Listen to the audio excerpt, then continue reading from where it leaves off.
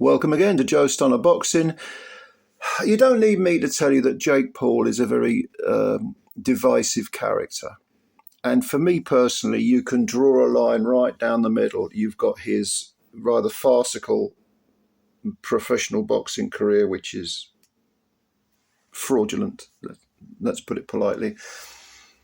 But don't let that cloud your judgment of the other side of it, which is MVP, Most Valuable Promotions, and the work he does within boxing, which is, I have to say, really laudable, really praiseworthy.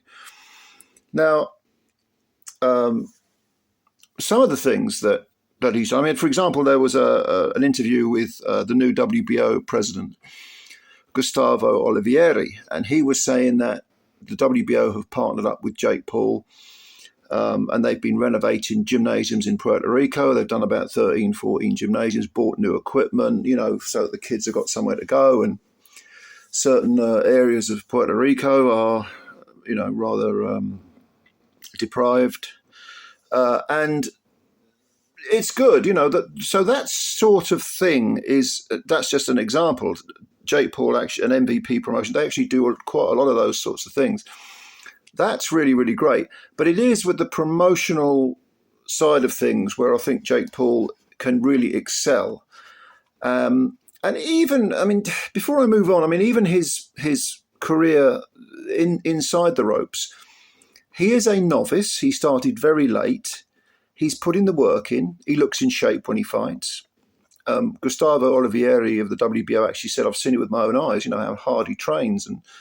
But he is a novice. Now, Gustavo, thankfully, said that there's no way he'd ever rank Jake Paul in the top 15 for the WBO. So the WBO are at least one step ahead of the god-awful WBA.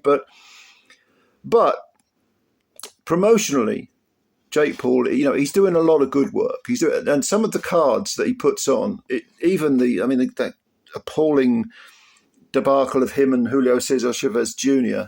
was unwatchable. But the undercard was good.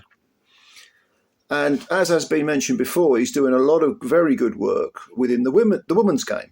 The women's game is growing. It's coming on leaps and bounds. In the last 15 years, it's made huge strides.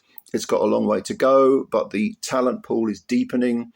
A lot more girls are getting interested in boxing, seeing it as a viable option in the sports world if they're athletically minded. And on Friday, this coming Friday, there is an all-female card promoted by MVP, Jake Paul's promotional company.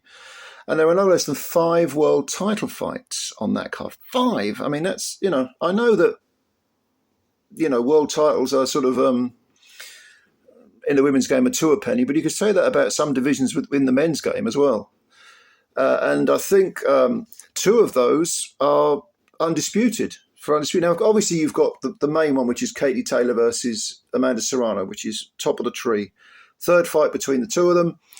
You've also got Alicia Baumgardner and Jennifer Miranda fighting. That's at super featherweight. It's super lightweight is Taylor versus Serrano. They've had those 2 great fights, tremendous fights. Is a 3rd one going to be any different? Is it going to be as exciting? I think you could match those 2, every day of the week and you get a good fight. But Baumgardner and Miranda, that's at super featherweight. Baumgardner is the undisputed champ. Miranda comes in undefeated. It's a good matchup. You've also got Ellie Scottney.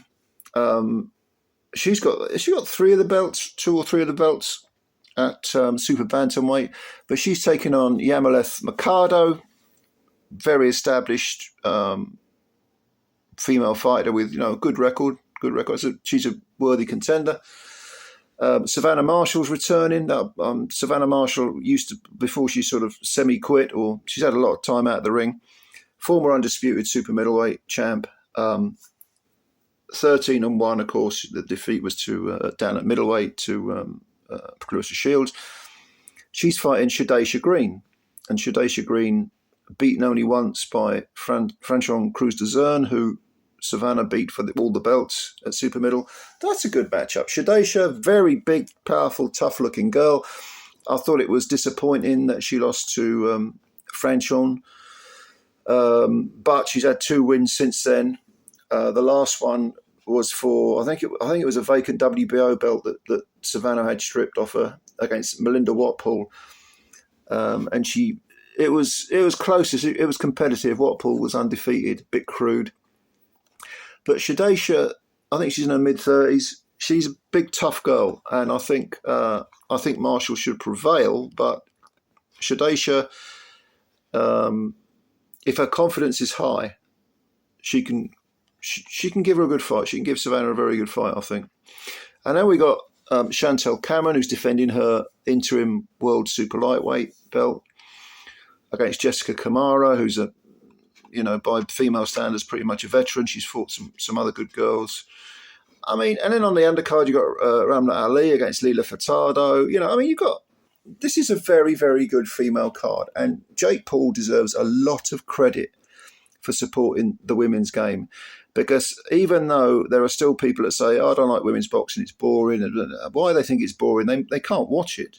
I mean, some women's fights are boring, some men's fights are boring, but does the men's game provide more entertainment than the women's game?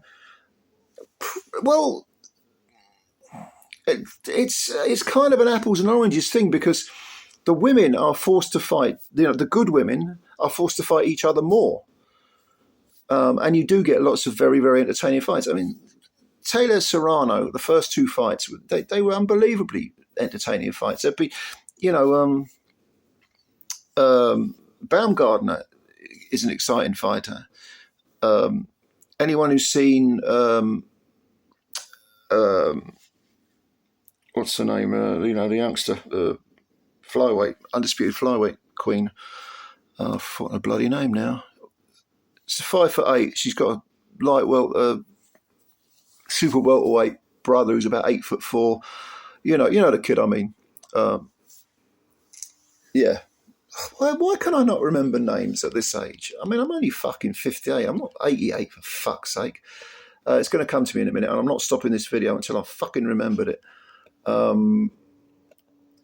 Anyway, whoever she is a fantastically entertaining fighter. Make no mistake about it. Gabriela Fundora suddenly came to me. Yeah, of course. She holds all the belts at flyweight, and she is fantastically entertaining. But there are lots of really, really terrific female fighters, and I don't understand. I mean, Michaela Mayer, she's in some good fights. She's another one. I don't understand. Delphine Passoon, she's still going. She's a hell of a fighter. I mean, Caroline Dubois is out there as well. Beatrice Ferreira. These they give you good entertainment, value for money. So I don't understand why people don't give women's boxing a chance. And I think it's fantastic that Jake Paul is. And there was an all-female card, wasn't there, when Clarissa fought Savannah, the first, the one that was cancelled because of Queen Elizabeth's death, and then they rescheduled it. That was a great. There was some entertainment on that. I just find that people are allowing their prejudices, to sort of cloud their judgment. And I think it's great that Jake Paul is giving the women's game a chance. And he's giving, male fighters plenty of opportunities as well. Look at the undercard of that Chavez Jr. fight a couple of weeks ago. There was some terrific. Look at Floyd Schofield bombing out Tevin Farmer in a round. That was a shocker. There were a couple of great fights on the undercard. I just think we should give Jake Paul plaudits for what he's doing outside of the ring. If we're going to slag the guy off for his, little fantasy career that he's having, we have to, when he does some actual real genuine work, good work in the real world, I think we have to give him some credit there too. I don't know. What do you think? What do you think? Do you think his interest in boxing will last? Because because originally I thought he's coming over here. It's a vanity project. He's going to have a fake career, and then it's kind of like his brother Logan Paul, who had a couple of fights, and really it was just about making a bit of money. And you know, big YouTuber, lots of fans, lots of followers, no problem. Make a bit of money and get out. But Jake seems genuinely in love with the game and genuinely devoted to the game, and I think that's a good thing. Whenever you get anyone with any kind of money, power, and so on, money is power, isn't it, in this world? It's a good thing. So let me know what you think. Jake Paul, do you have that sort of love-hate thing? Like I say, I draw the line completely down the middle. Farcical professional boxing career that isn't really a boxing career at all. It's Harlem Globetrotter stuff. Over here, we've got some genuine good work going on with Jake outside the ring. But let me know your opinions. You may disagree. If you've got anything else to say in the comment section, of course. Thank you for watching the video. If you enjoyed it, please hit the like button. And yeah, subscribe to the channel if you're new. Appreciate your time as always. Speak to you soon. Bye for now.